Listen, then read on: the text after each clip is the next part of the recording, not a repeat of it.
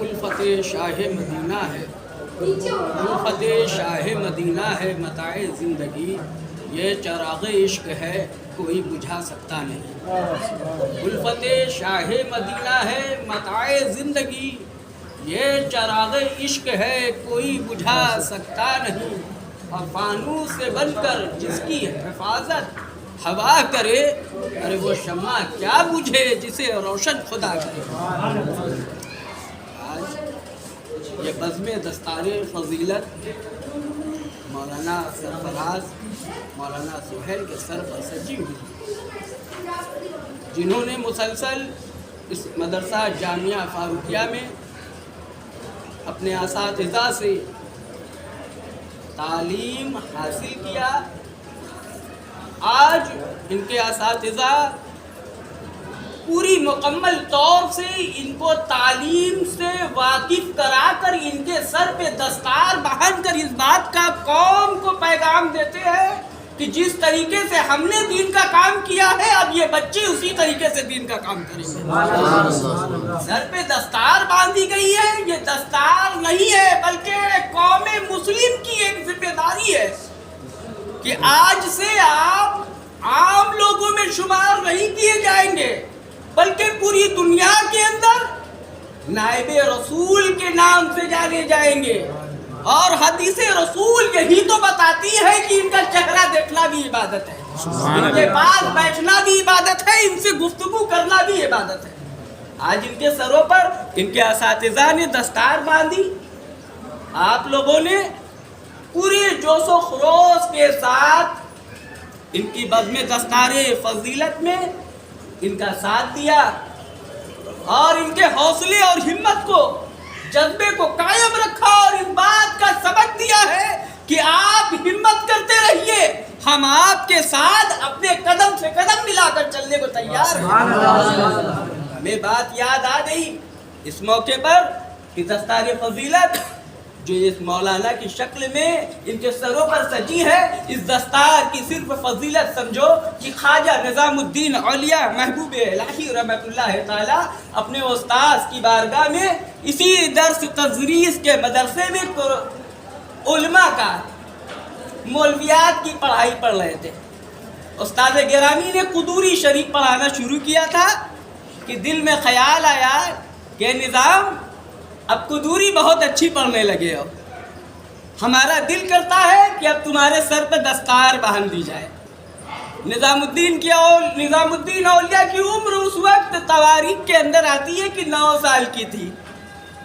محبوب الہی نظام الدین اولیاء مچل پڑے، اے میرے پروردگار، کیا آج میں اس لائق ہو گیا کہ ہمارے استاد گرامی نے ہمیں مکمل کر دیا تعلیم سے؟ مچل کر اپنی والدہ بزرگوار کی بارگاہ میں حاضر ہوئے۔ اے والدہ، آج ہمارے استاد نے ہمارے سر پہ دستار باندھنے کو کہا ہے۔ آپ کی والدہ بزرگوار تقوی شیار تھی۔ یہ بچے جو مدرسے میں تعلیم حاصل کرنے آتے ہیں، ذرا ان کی عظمت کو سمجھو، ان کی والدین کی قربانی اس دین میں شامل ہے کہ ایک بچہ جو جنم لیتا ہے اپنے گھر میں اور ان کے والدین انہیں بنارس میں چھوڑ دیتے ہیں کہ اے بیٹا،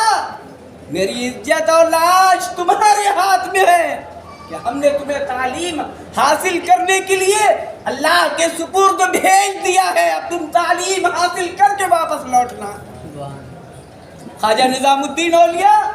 اپنے گھر میں پہنچے تو والدہ بزرگوار غربت میں تھی، گھر میں کچھ نہیں تھا، لیکن محبت دیکھا اپنے بیٹے کی تو ایک ماں کا کلیجہ کھنچ پڑا۔ بکسے سے تھوڑا سا دھاگا نکال کر دیا، کہا بیٹا اس دھاگے کو جا کر بنوا لینا۔ دھاگا بنوایا تو ایک ہاتھ کا کپڑا بنا کہ صحیح سے دستار بھی نہ باندھی جا سکے۔ لیکن استاد گرامی کے سامنے جب وہ دستار کا کپڑا لے کر پہنچے نظام الدین، تو استاد نے نظام الدین کے چہرے پر تڑپ دیکھا، بے قراری دیکھا کہ اس بچے کو کتنا شوق ہے دین کا،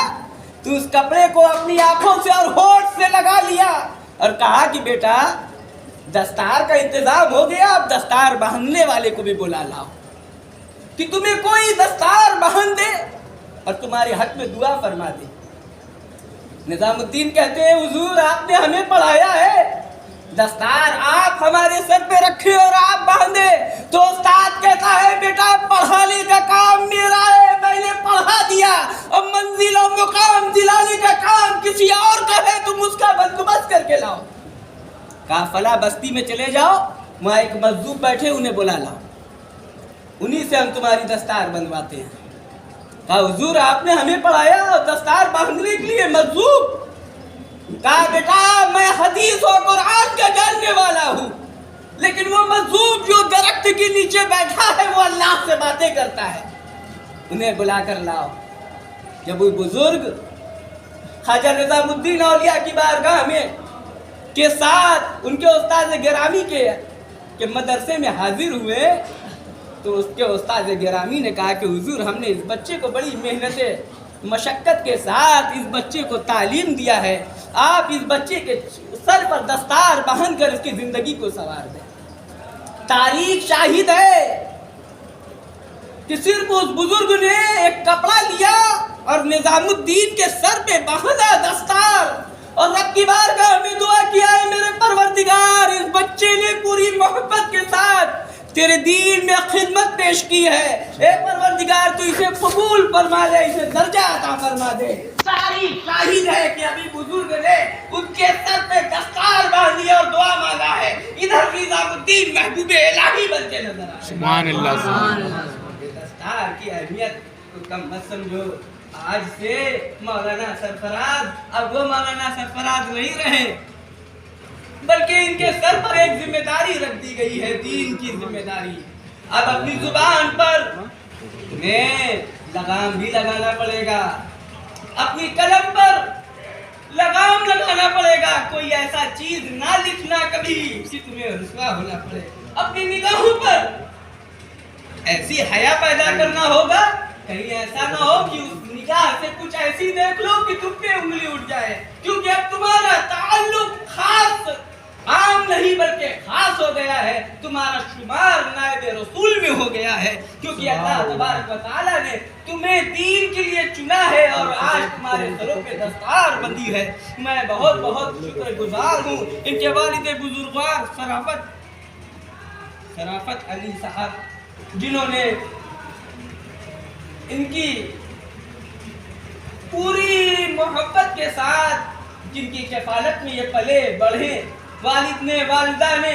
اپنے پورے جذبے کے ساتھ ان کو پالا، ان کی ضرورت کی چیز کو پورا کیا اور ملک بنگال سے ملک بنارس میں بھیجا، اور یہاں پر انہوں نے وہ علم حدیث کا علوم حاصل کر کے آج اپنے سروں پر دستار رکھا ہے۔ اللہ اور اس کے رسول کی گواہی شاہد ہے کہ جس کے بچے کے سروں پر دستار باندھی جاتی ہے، کل بروز محشر میں پروردگار عالم ان کے والدین کو براق پر سوار کرے گا اور ان کے سروں پر دستار باندھے گا، تو لوگ کہیں گے یہ کون انبیاء آ رہا ہے، تو فرشتے گواہی دیں گے یہ کوئی انبیاء نہیں ہے بلکہ امت محمدیہ کا ایک فرد ہے جس نے اپنی اولاد کو راہ خدا میں سپرد کیا تھا، اللہ نے عزت عطا کیا ہے۔ یہ حوصلہ ہر ایک مومنین کو اللہ عطا فرمائے، اور اللہ تبارک و تعالیٰ مولانا سہیل اور مولانا سرفراز صاحب کے علم و عمل میں برکت عطا فرمائے۔ وآخر دعوانا الحمدللہ رب العالمین۔